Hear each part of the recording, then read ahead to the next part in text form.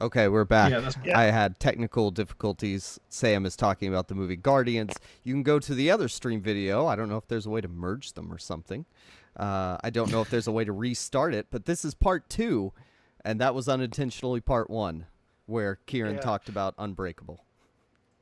and half. So- Yeah. Yes, half of Guardians. So I was talking about the heroes, remarkable people they were recruiting to fight the evil, hulky mad scientist guy. So after the Bear Man, they go to they return to Moscow for their final recruit, who is a woman called Ksenia, who's an amnesiac former spy who can turn invisible. That's impressive.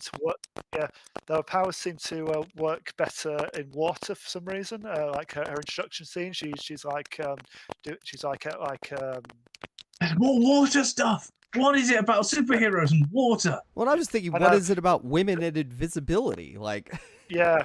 So her introduction, she's kind of like this. I don't know what kind of a show it is, but she's basically she's it's almost like a gymnastics kind of show, but she kind of dives into a pool and then emerges, and then it's like she's invisible, like water's like running off her. So it's like, and there's a scene like later on where she's kind of sneaking into, beat up some bad guys like in the rain. It's kind of transposing off her body. It's probably one of the better effects of the film, actually, how they do her invisibility. Isn't that just a rip off of that one fight scene in Ghost in the Shell? Yeah, she's in the water beating it up. Hey, Sam, yeah. I hate to interrupt you again. Your mic is popping. Yeah. We're going to take a quick break and get that to fix. Because we can cut to breaks.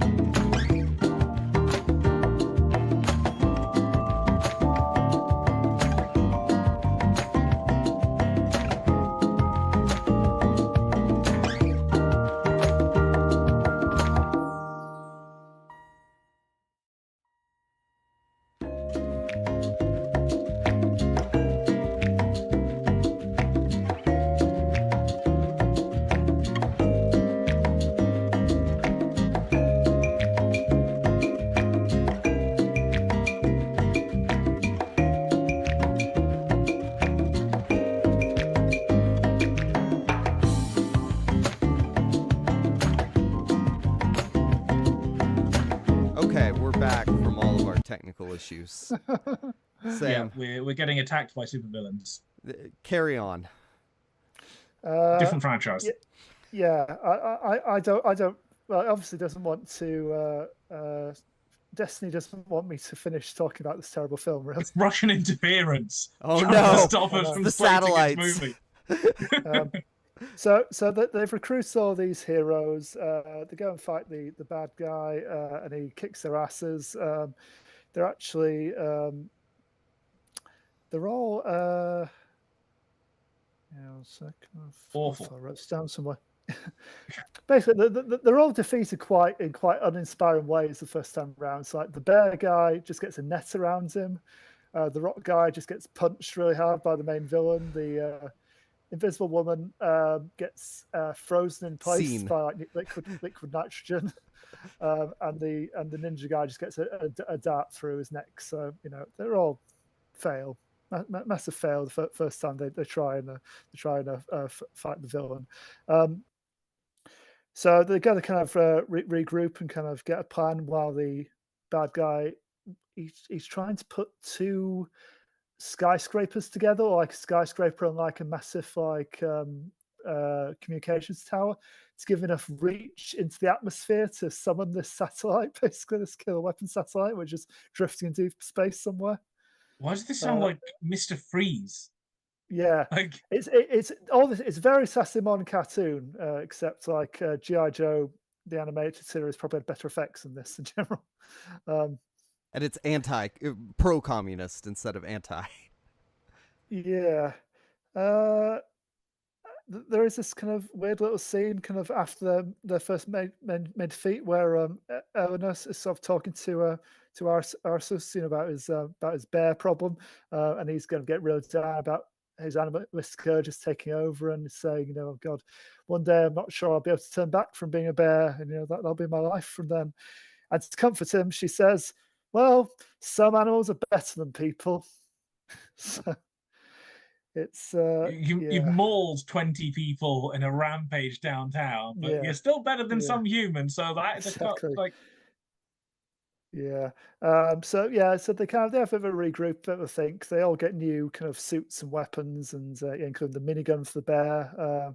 And they all. In the meantime, the villains invaded Moscow, taking it over, and started building his tower to summon the satellite. So they wait, Sam. How I don't quick is he think building it. What? You say he's taken over Moscow and he's building a tower to do a satellite. Is this like in a matter of days or months that they're regrouping? There's no indication about how much time has passed to this. You're building two towers to like reach a satellite through like these. I would assume there's going to be a fairly big tower, which means there's going to be quite a lot of logistics to get all the equipment. There's this big like sci-fi looking skyscraper already in place, which I don't think is actually Moscow. I think it's just a fictional building. It's basically like Avengers Tower or something. It's that tower in Pyongyang.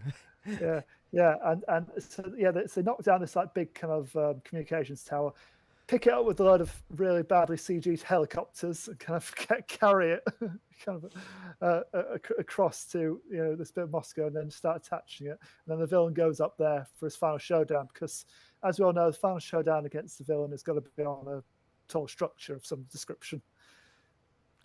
By the way, Sam, I don't, because that part was getting messed up, I don't recall what the bear's powers are aside from bear transformation.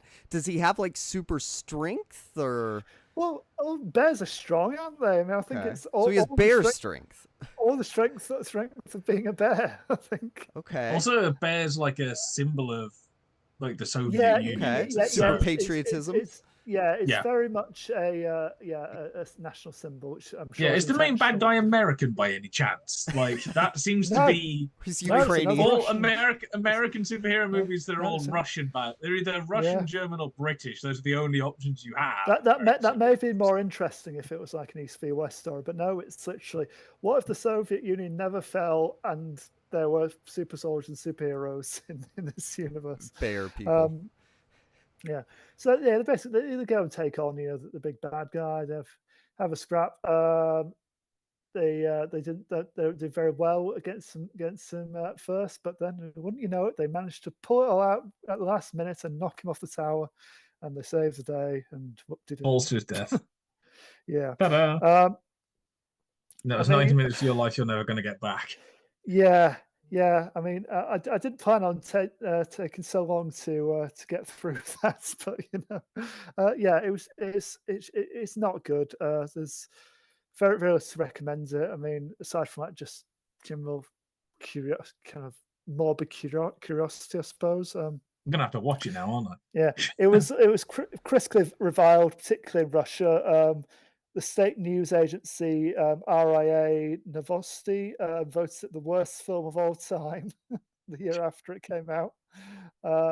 And its box office dropped off a cliff. It dropped about 90% in its second weekend. So I was going to say, everyone having a go at Furiosa, like that is harsh. Yeah, it just about got saved from being an absolute flop by international sales. Apparently did all right on DVD, like in the West, but probably people wanting to know why the hell this is seen as so awful. Yeah. Apparently a sequel was announced prior to release. Would have introduced another hero from China, but it's a critical commercial failure. All the communist nations together. Hey! Yeah, basically, yeah. I mean, there's a weird kind of by your powers combined, you are Captain Communist. They all kind of wrap it up and kind of go, now they're a team and like on to the next mission and everything. And it sort of sets up what seems like setting up like a sequel at the end, like right at the end. It's not like quite a post-credits scene, but it's like just before the credits. And they basically Eleanor, the Nick Fury alike, she goes and she finds this this source of information, beats him up and basically says, "Who are you working for?" And he says a name, and it's not a name we've heard of at any point in the film. Yeah, it's not a name that's been established in the film, as far as I can tell. So it's like, okay, so we've named who will probably be the villain next time. We don't know who this villain is or what his deal is. It's just we've got a name. So, oh god, yeah. So yeah, are there any post-credit scenes? I don't believe so. He turned it off as soon as the first one rolled. Yeah, yeah.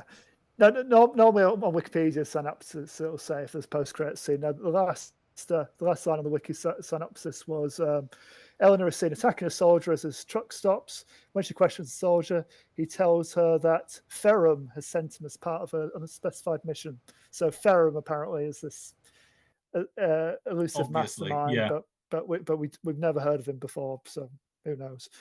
So yeah, this is.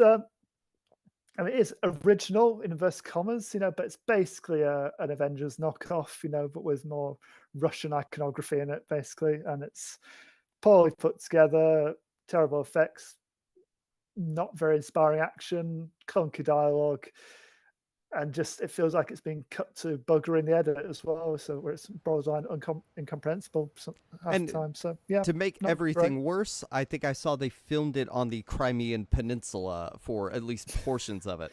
I did notice they didn't have a Crimean hero in this. If they're representing all the kind of the areas of like the Russian part, there were no Crimean or Ukrainian. I'll tell you what, though, looking at Wiki, the budget for this movie was 5.4 million.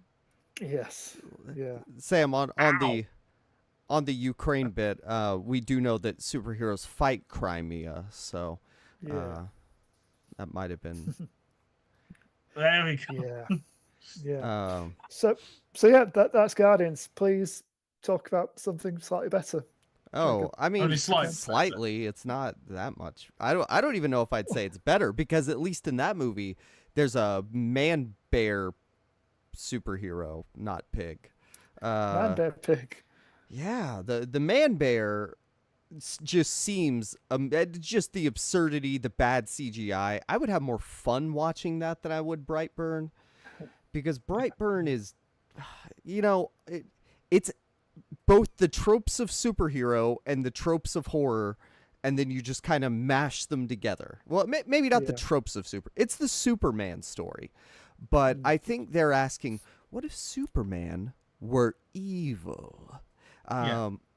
Essentially, Brightburn, I watched this day, and it's like, this would be a good idea if it wasn't this film. It'd be a good idea if, you had good people. Maybe if James Gunn wrote it instead of his brother and cousin and, I don't know, childhood best friend, whoever David Yarovesky is. Like, when you click on his Wikipedia link, it goes to the Brightburn Wikipedia page.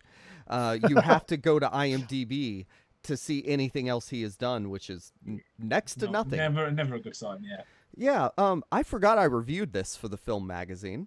Unsurprisingly, all of my thoughts are exactly the same, just shorter somehow, because my only thought really is, why didn't you have anything about this character that I like? Why is he just completely unbearable? And by that I mean the little child.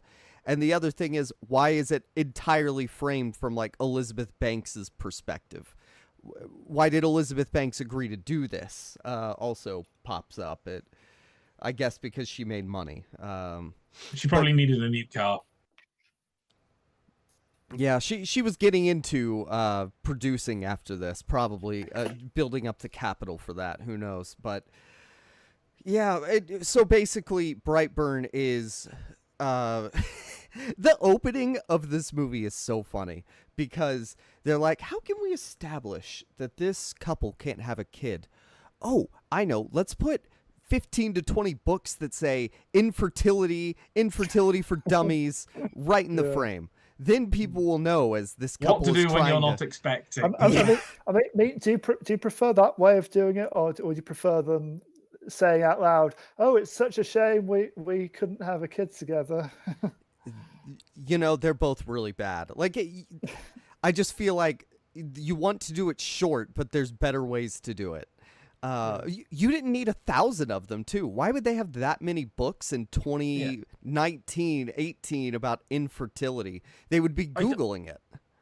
I think, well, it was set in, that crash happens. Like 2006. 2006. Yeah, to work it out, The thing is, in principle... Oh, yeah, thank you. You're right. In principle, it's the same opening as for Rear Window, even. Where you have the pan and it reveals the information of how he's broken his leg and stuff like that.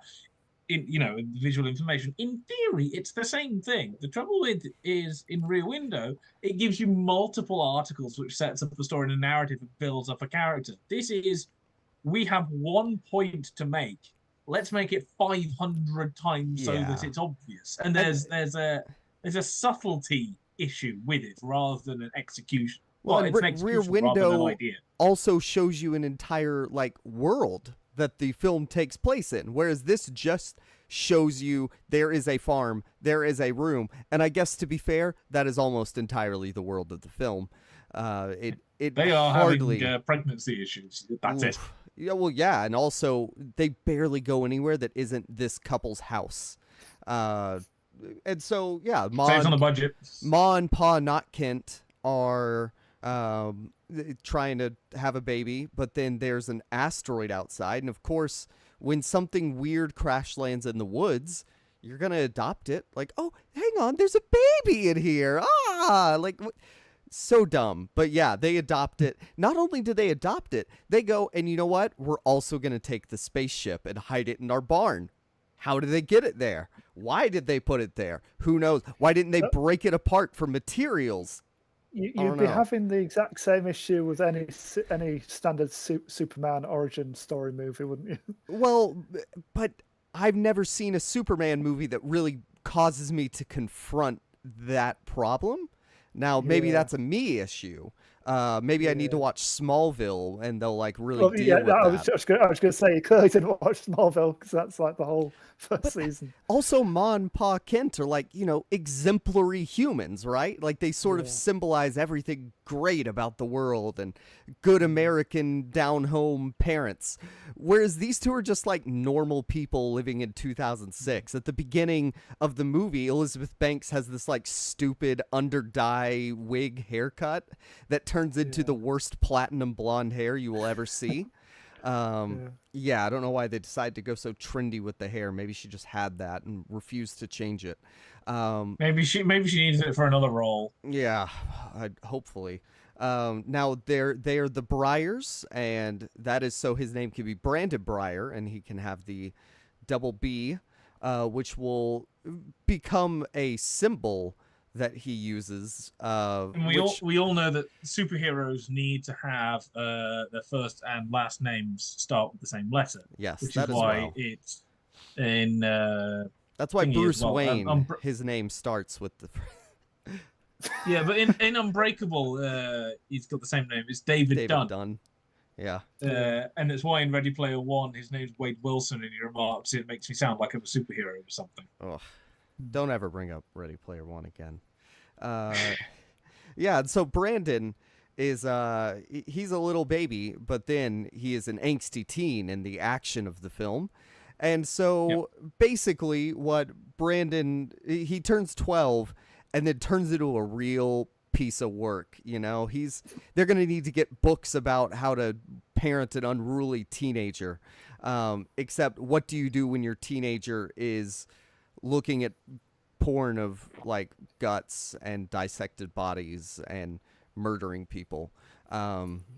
But the thing is, to have a talk with them in the woods. Yeah, we're gonna have to have a talk.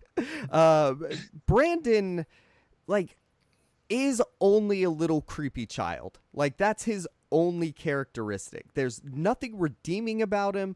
There's no. I wrote in the review, and I wish I hadn't read it now, although it is nice to reconfirm my thoughts. There's a nature versus nurture thing going on, right? He was raised by humans. He looks like a person, but on the inside, there's this natural sort of evil to take over the world, or take the world, because you can't have more than 3 words in a slogan, I guess. But at the same time, it feels like he's being like talked to or possessed by something that's still in the spaceship. Yeah, it's but unclear. It's not, and he hovers and he goes to see it and hovers up. So is it still from the spaceship? Is it a possession thing? Is it a message from his parents back on not Krypton? Is it like a evil Krypton, hive mind? I don't know. Is it just a recording? Is it something like actively speaking to him? Obviously, they would have gotten to that in the sequel that will never come about. But there is the part where they learn about wasps who implant their eggs in a host and they take it over, which is like, you know, it indicates why he is the way he is, why his symbol is a bug instead of, you know, it would be stupid otherwise. Why is Superman's symbol for peace also the letter S in English? I don't know. I guess his makes a little more sense here. But yeah, so Brandon becomes a creepy teenager, and so naturally he stalks this girl that he goes to school with that I guess he has a crush on. She appears to not even like him initially. I don't know. It's really weird, and there's just nothing redeeming. He is a creep. He is a murderer, and there's nothing about him that makes me go, you know what? I would like to see him, you know, overcome this aspect of himself, fight against it, but there's none of that. And it's not even like he has a tragic backstory, which it would be cliched, but at least you'd go, okay, then this explains why he's got a reason to kill the universe. Yeah, like if his mom died, that would be better. It goes from like 0 to slash a villain in like the blink of an eye. Yes. Yeah. It's the thing is he goes to the barn and he kind of discovers the thing, and that's why it's almost like he's being possessed, kind of thing. That the thing that's still in the spaceship that they've kept underneath the barn, how they got it under there, we don't know. Is kind of he kind of rediscovers it and it talks to him, and in that moment he starts to change. But it's not even very clear how or why that takes place. No. Yeah, I mean, the elevator pitch for this thing, like what if Superman was found by the wrong people, is quite intriguing on its face of it, I'd argue. But I wish that was the elevator pitch. They're not the wrong people. Exactly, as you both said, they're just ordinary people, aren't they? It's like if they're found by absolute monsters, you know, and see what that would do to like a young boy with like special powers. That'd be interesting. But yeah, what if Superman was found by a Yakuza boss? Yeah, like ordinary people who aren't like the perfect all-American couple. They're just an ordinary couple, you know. They're not. The bad things about David Denman are that he thinks his child is a creepy murderer, and he's right about that. Other than that, he appears to be a good dad. Elizabeth Banks is obviously like the doting mother who loves, you know, a sort of virginal Mary figure, although, well, really, because she didn't have the baby. So it's unimmaculate conception. I don't know. I guess that's just conception. But... You really did like immaculate, didn't you? But like, I don't know. It's she's good, and I guess I think I like David Denman's performance a little more because he has more to do. But her whole thing is just, oh, he's not that bad. He's my son. But it's the aunt and the uncle played by Badger from Breaking Bad, because Breaking Bad had recently happened. So he's in this. They are the two, like, or just the uncle really is like the major kill. The mom of the girl who rejects him is a major kill. She's the first one. And of course, there's also the sheriff who is hot on his trail, you know, trying to figure out who is doing all of these serial killings. Is it this 12-year-old child? And he figures out that the symbols are the same. He picks up a picture, looks at it, grabs another picture to confirm it's the same symbol, which we already know, and then goes, Brandon Breyer, and not like, where is the Mothman serial killer around here? The mom and dad figure out that he's a serial killer because he's missing for a few hours. And they're like, well, obviously he's doing the serial killings. Who else? They said that he was at the uncle's house and that the uncle died in a car wreck. Who else could have done that while he was drunk? Obviously, that is not a coincidence. Like, it's so stupid. They use the, you turn around and he's there, and then you turn back around and he's not there. How many times do you think they use that, Kieran? I'm going to say conservatively 7 to 8. I mean, there was a certain point where I just kind of went, I'm kind of only half watching this because it's just... The trouble with this is that it's a superhero movie trying to be a creepy kid movie. Yeah. Where you have a massive problem with putting the two of those together. In that superhero movies, when they're focused on a singular superhero, for example, Batman, Superman, those things, are about the superhero, the superhero character. That is their point. You probably will have the odd one where they're tangential, but for the most part, it's a study of the superhero itself. Creepy kid movies, which is also tagging, is the whole point is it's about everybody else. Yeah. That is the point. And they are the focus of horror. It's like they are the slasher movie, you know. So for example, Ring is kind of about like finding out what happened, but it's also about the relationship between the investigator. And it's the study of her and how she deals with stuff. Something like I'm thinking of well, slasher movies are about the people being murdered and not about Freddy or Jason. I mean, it's like you figure it out and you stop them, but they are a secondary character, whereas the superhero movie, it's the superhero. They're a plot motivator. Imagine if Batman was a secondary character in Batman versus Superman, and then it's really about Lois Lane. Yeah, well, that's the equivalent of the creepy kid movie, even like demonic possession movies, because this kind of has elements of it. So something like The Exorcist. I mean, Mark Como is like, when he's doing the Exorcist Believer review, he goes, here's the thing, The Exorcist is not about the kid, it's about everybody else. And that's kind of true for most of these creepy kid movies, you know. We get the framing of a parent's perspective in The Exorcist, and the kid's around a lot, but following it's Elizabeth more about how Banks Chris in McNeil deals with Reagan's possession and how that all affects, and how Damien Karras and his mother and stuff. It's about everyone else, and just the creepy kid is the catalyst. So when you slam those two together, you've only got 90 minutes, because they only give this 90 odd minutes, give or take. Even. It's 89. Yeah, including credits. So what you've got is you've got a superhero movie where it's trying to be about the superhero turning bad, but at the same time framed with the creepy kid movie where the whole point is it's about the effect of everybody else. So it's actually, you've got a film that's doing neither of those things instead of both of those things. Yeah, because you know what, actually, if this had been a Netflix limited series over 7 episodes... No, please no. It would have been slower, but it might have had a chance to try and do what it should have been doing. This needs to be a 90-minute story. It just kind of left at that if it's going to exist at all. What if this was a short film? What if this was only like it'd be better probably. Because if it was a short film, you could just have the scene where he kills somebody, then you could have the scene where they kind of figure that out, and then you can have the scene where David Denman takes him out to the woods to kill him, fails, and it gets his face blasted through with eye lasers, which is awesome. I will give them that. That is probably what they formed the movie around, is what if Superman murdered Pa Kent with his laser vision? That would be awesome. And it chills. It's really good. That does take the visual of one of the I think the first Injustice game, you know the superhero fighting game. Is that a finish? That's how Superman murders Shazam in the campaign.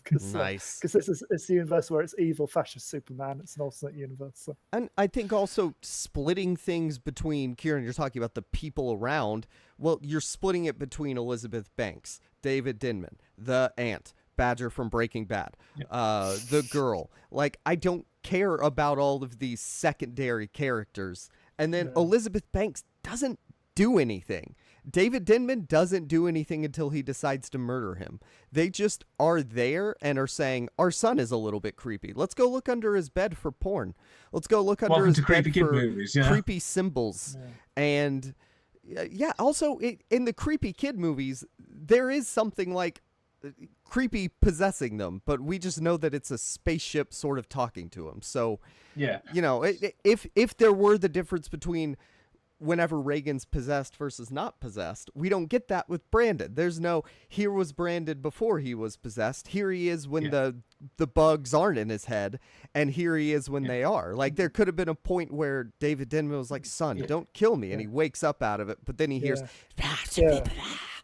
that might be quite effective, actually, trying to guess sort of kind of the tension of like, when is he next going to have a turn? You know, when's he next going to show his other side? You know, whereas otherwise he's just an ordinary kid. That might have been quite interesting, but no, they didn't do that. Yeah, and then he also flies through a sheriff or deputy or whatever and explodes them. Which remember in Batman versus Superman, when Superman flies through like a wall and doesn't murder tons of people, like.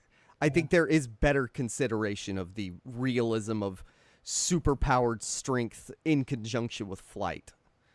Yeah, I mean the first episode of The Boys comes back to what happens when a super speedy person knocks into someone trying to cross the street. Yeah. Brightburn's a good idea that unfortunately was better as a good idea. Well, it would have been executed by someone who maybe James Gunn could have executed it better. You'd think he would have read the script of the film that he produced and his brother and cousin wrote, and that his name would be strongly associated with. I suppose he's already thought, well, I've already done my take on superhero movies. You know, I've done Super for the creepy fans out there. I've deconstructed things a bit with Guardians. I'm done with superheroes for a while until I go and take over DC. Yeah, and maybe that's when we'll get Brightburn too. It'll be part of the new DCEU. I sure hope not. I mean, that's the problem. Is so much of it is the worst, most boring part of possession and haunted house movies too. And that, you know, the action does not make up for that. Also, just the inexplicable stupidity. Like, Brandon, the uncle says, "Why are you in my closet wearing a creepy mask?" And then he's like, "Well, I'm taking you home. Not, I'm going to call your parents and have them come get you." I don't know. It's so dumb. There's so many just dumb, stupid things. It's trying to do too much in too little time, which means that it actually does nothing in too little time. And so you have to strip everything down, and then there's just nothing left. There's just a pile of bits and pieces which don't actually I would say it successfully creates a superhero origin story. It's not a great one, but you could explain the story as he finds a spaceship, discovers he has superpowers, kills people, and then drops his mom from airplane height in the sky, and starts killing everybody in the world. Yeah, well, presumably, I guess he might have. You see in the newsreel footage at the end that he's kind of blowing up buildings and stuff now. Oh, okay. I just remember that it said the plane crashed. He's holding his mug of cocoa as the only survivor in the back. I may have turned that off before we got to the superhero bad stuff happen. The end of Man of Steel is happening about twice a day. Yeah, there's a conspiracy theorist saying that this essentially that was how they were going to set up. They were going to set up more stuff by going, it's not just this guy. Next, there's going to be like a mer creature coming out of the ocean, a load of other stuff. So if they were going to do others, they were going to do essentially those or link those in as part Kieran, of it. do they talk about how the reason he looks human is because whenever they send an offspring larvae to a different place, it takes on the form of like the dominant intelligent? No, I just made that up. Literally, the information you have is there was a spaceship that crashed and they found it. Okay, cool. So I tried to make it better in my own brain. Why is he a human? That it makes no sense. That's your fan fiction, Jacob. Or there's a better story that has done that where they send. Yeah, they don't even do a Starman where the alien kind of goes into the body of the husband that's recently passed away, which is Jeff Bridges, but. Yeah, no, they don't even do that. And there's nothing. There's nothing either. Like we talked about, it'd be cool if like maybe the dad was an abusive drunk or something that could have improved it. But like, it would have been better too if they had a philosophy. If they were like, oh yeah, we're really strong Christians, so like this alien business is actually like messing with our worldview. You could have put something in there to. Like really show conflict within the characters instead of or at least just tried boring. To. Yeah, at least tried. Some movies try. This one, I was going to say it might. All these suggestions that we were doing to it might not work. That's one thing I do hate seeing. It's like, oh, if I'd have done it, I'd have done this. This would do this, and it's like, no, it's going to try and address these issues. I don't know if y'all have watched Bluey, but literally they took the characterization from that opening. The opening is Mom, Dad, and they said, "Oh, that's our characters." Okay, Mom and Dad. Because I could not tell you anything that Elizabeth Banks says or does in this movie, except for being Mom. Again, the trouble is they are essentially it's pointing it in Elizabeth Banks's main point of view and the characters, aka as per the creepy kid movies should do, because it's about them. Yeah. But then their entire thing is about the superhero, so you actually get characters that you're focusing on that have nothing to them. Yeah. Their entire purpose is to interact as a result of the superhero. Is to be the character. Yeah.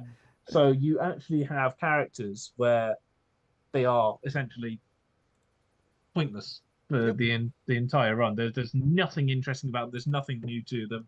And I will obviously say this is the exact problem I have with Midsommar. That like her entire thing is, oh, I'm depressed for most of the movie. At least that tries to do something. I don't think it succeeds. I think it's a little harsh to compare this in any way to Midsommar, or vice versa. Yeah, I think I actually dislike Midsommar slightly more. But anyway. Well, I think ultimately there is some decent superhero stuff in a really trite horror film. And if this were just, they wrote this down in their piles of, or one page of notebook that they had, and then said, this is his backstory, let's make a good movie now.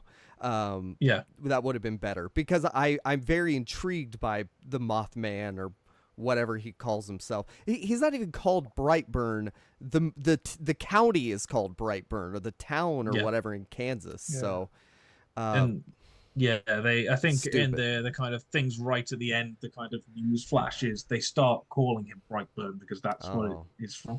I think. I can't remember. I may have read that on a wiki article somewhere. You may have made that up. I may have made that up. Who knows? But yeah, Brightburn. It has double B's. Maybe that's why he got the name Brandon. But oh no, but the second name is B. Anyway, so it's not even like he adopts the name because he got the initials from like the town he's from, which shows this picture. We're putting entirely too much thought into this. Well, that's because this should have had thought put into it. I think it is a great concept. What if there was evil Superman, and then they just did the laziest possible thing of that. So because they knew it was going to get shot because it's in the midst of superhero stuff.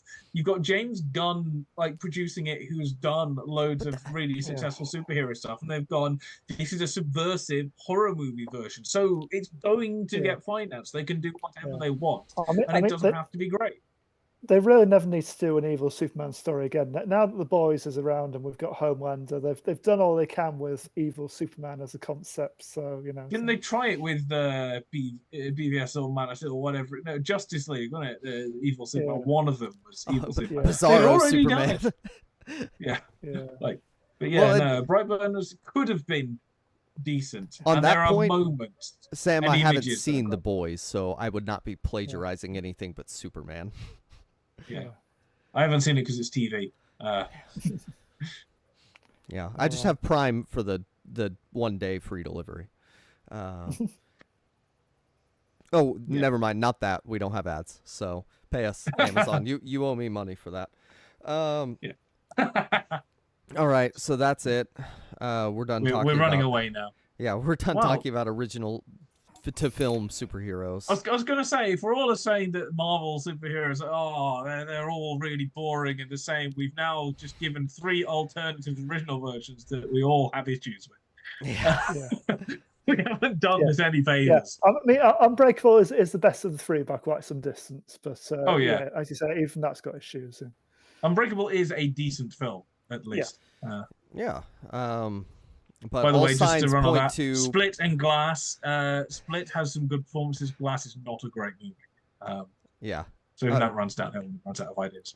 All signs point to us being back next week, though. So until then, guys, where can people find you? When I'm not experiencing technical difficulties, you can find me at SSP Thinks Film and at the Film Magazine, where I've just published a Where to Start with Hirokazu Koreeda article. So check that out if you like films like Shoplifters. He's one of my favourites who's kind of come up over the past 20 years or so. He's a really interesting filmmaker. Yeah, and hopefully you don't find me anywhere, but if you do, I'm K Judgmental in the various places. I think the last one I did was I reviewed Sting, which came out in the UK at least. Kieran, I'm the arachnophobe. Will I really struggle with it? No, you'll be fine. Yeah, I think it came out in the US like middle of April, but we only got it at the end of May. It's interesting and fun and a little bit stupid. It has its issues, but Elida Brown is very good. Nice. You can find me at Jacob Film Guy. Go read their stuff that they wrote. You once again haven't written anything. Still have not written it, but you know what? When was the last thing you did write? I don't know. I couldn't tell you honestly. I do make this show run by clicking a button though, so I will count that. He writes the titles for the videos. That's I do. it. I write the video descriptions. That's all by hand. Because I was going to say, add them all together for the last 20 episodes, you might get one of our articles. Yeah. Well, here's the thing. Most places have that kind of stupid small writing done by AI. We still do it by hand, the old-fashioned way, on a keyboard. All the mistakes are ours. Ours. Yeah. Yep. And you can also support the Film Magazine. You can go to our Redbubble store and buy the merch, as the YouTubers used to say. I don't know if they still do. Or just give us money. We take cash in the equivalent of PayPal donation. So any denomination is good. Cash, check, card, gold bars, new laptops, Kurgerans, better microphones. We'll take them all. Yeah. Pay us in headsets for Kieran and Sam. $2 million worth of yachts. I'll take that. Sure. Oh yeah, Russian oligarchs. If you heard us talking about Guardians and wanted to finance us, I mean, however we can get it. Yes. Stop financing a war and start financing us. We hated your shitty superhero movie as much as you did. So. But I will talk about how much I love 1920 Soviet filmmakers. So, yeah, I guess that is it. Thank you for listening, and goodbye. Again.